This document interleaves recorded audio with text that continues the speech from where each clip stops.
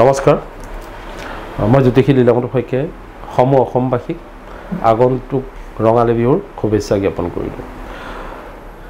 এইবাৰ আমি আহিছোঁ ৰাশি চক্ৰৰ সপ্তম, অষ্টম আৰু নৱম ৰাশি তুলা, বৃশ্চিক আৰু ধনু ৰাশিলৈ।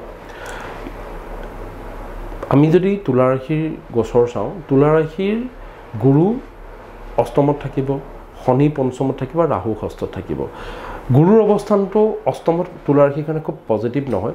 আপোনাৰ মাজতে সময় ৰিলেটিভলি বেটাৰ হৈছিলে।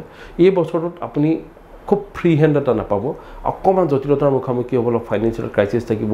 যিবোৰ কাম আপুনি হাতত লৈছিলে সেই কামবিলাক ছাডেনলি ৰৈ যাব, বাধা পাব কামবোৰ কৰি হোৱাত, ৰিকগনিশ্যনবোৰ কমি আহিব, মানুহে অকণ ভুলকৈ বুজিব, ফাইনেন্সিয়েল ক্ৰাইচিছ থাকিব।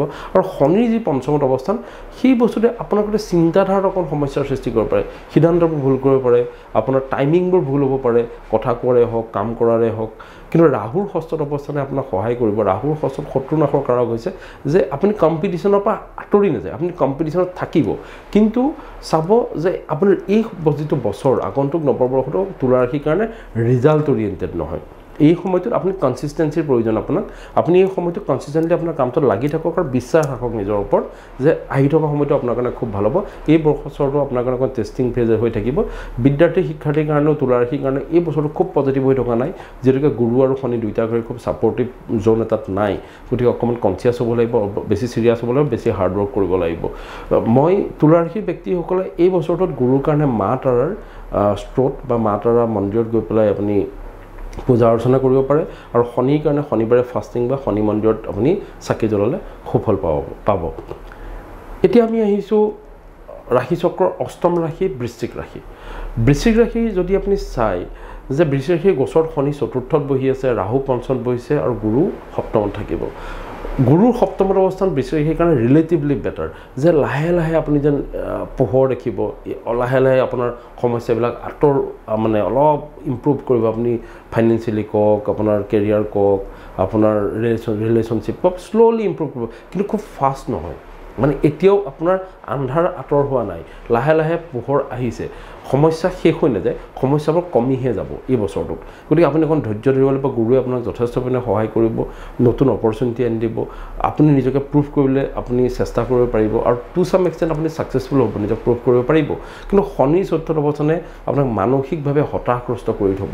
লাষ্ট 2 বছৰ 1.5 বছৰমানৰ পৰা আপুনি যিটো মানসিক হতাশা নিৰাশাত ভুগিছে, সেই বস্তুখিনি অকণমান কণ্টিনিউ হ'ব, কিন্তু শ্ল' ইম্প্ৰুভমেণ্ট আছে। আৰু ৰাহুৰ পঞ্চমৰ যিটো অৱস্থান, এই অৱস্থানটো আপোনাৰ কাৰণে একদম পজিটিভ নহয়। আপুনি সিদ্ধান্ত গ্ৰহণৰ ক্ষেত্ৰত খুব সাৱধান হ'ব। বিদ্যাৰ্থী শিক্ষাৰ্থীৰ কাৰণে এই সময়টো, এই বছৰটো আগন্তুক বৰ্ষটো বৃশ্চিক ৰাশিৰ কাৰণে একদম পজিটিভ নহয়। যিসকল বৃশ্চিক ৰাশিৰ বিদ্যাৰ্থী আছে তেওঁলোকে ৰাহুৰ আপুনি হনুমান চালিচা পঢ়ক আৰু মা ছিন্নমস্তাৰ স্তোত্ৰ শুনিব পাৰে, বা চন্দ্ৰাল দান কৰিলে বিদ্যা শিক্ষাৰ ক্ষেত্ৰত সহায়ক হ'ব। মিছগাইডেড যাতে নহয়, খুব কেয়াৰফুল থাকিব। এই বছৰটো অকণমান ইম্প্ৰুভমেণ্ট থাকিলেও আপোনাৰ ভাল দিন আহিবলৈ অকণমান বাকী আছে। এই বছৰটো এগেইন টেষ্টিং ফেজ, কিন্তু ইম্প্ৰুভ, আগতকৈ আপোনাৰ সময় বেটাৰ। গতিকে আপুনি আৰু অকণ ধৈৰ্য ধৰক আৰু আগবাঢ়ক, আহি থকা সময়খিনি আপোনাৰ কাৰণে বেটাৰ হ'ব। এতিয়া যদি আহোঁ আমি ৰাশি চক্ৰৰ নৱম ৰাশি ধনু ৰাশিলৈ, ধনু ৰাশিৰ অলমষ্ট এটা বেটাৰ ফেজ চলি আছিলে। শনি তৃতীয়ত আছে, বৃহস্পতি ষষ্ঠলৈ যাব, ৰাহু চতুৰ্থত আছে। ক্ৰমান্বয়ে ধনু ৰাশি মানুহখিনি জাতক জাতিকাই যিখিনি চলি আছিলে, যেনেধৰণে চলি আছিলে, অলপ স্থবিৰ হ'ব এতিয়া কামবোৰ। লাহে লাহে অকণ সমস্যাবিলাকে দেখা দিব, লাহে লাহে জটিলতা দেখা দিব, লাহে লাহে সময় যিটো টাইম বাউণ্ড থাকে মানুহৰ, টাইম বাউণ্ডটো বাঢ়ি যাব, কাৰণ ডিলেই আৰম্ভ হ'ব। গতিকে তাৰ কাৰণে আপুনি মানসিকভাৱে মই বিচাৰোঁ যে আপুনি মানসিকভাৱে প্ৰিপেয়াৰ হওক তাৰ কাৰণে, কাৰণ গুৰুৱে আপোনাক জটিলতা বৃদ্ধি কৰিবলৈ চেষ্টা কৰিব এই সময়টোত। ধনু ৰাশিৰ শনিয়ে তৃতীয়ত আপোনাৰ প্ৰতিপত্তি বজাই ৰাখিবলৈ চেষ্টা কৰিব, কিন্তু ৰাহু চতুৰ্থত অৱস্থানে আপোনাক মানসিকভাৱে প্ৰেৰিত কৰিব। নতুন নতুন কিছুমান সমস্যাৰ সৃষ্টি হ'ব, যেনে ঘৰুৱা সমস্যা, মানসিক সমস্যা, বন্ধু বান্ধৱৰ পৰা খুব সাৱধান থাকিব। বন্ধুৱে বিপদত পেলাব পাৰে আপোনাক। আৰু ঘৰত বৃদ্ধ ব্যক্তিসকলৰ কাৰণে অকণ জটিল সময়টো, বেমাৰ আজাৰ তেনেকুৱা ধৰণৰ সমস্যা হ'ব পাৰে।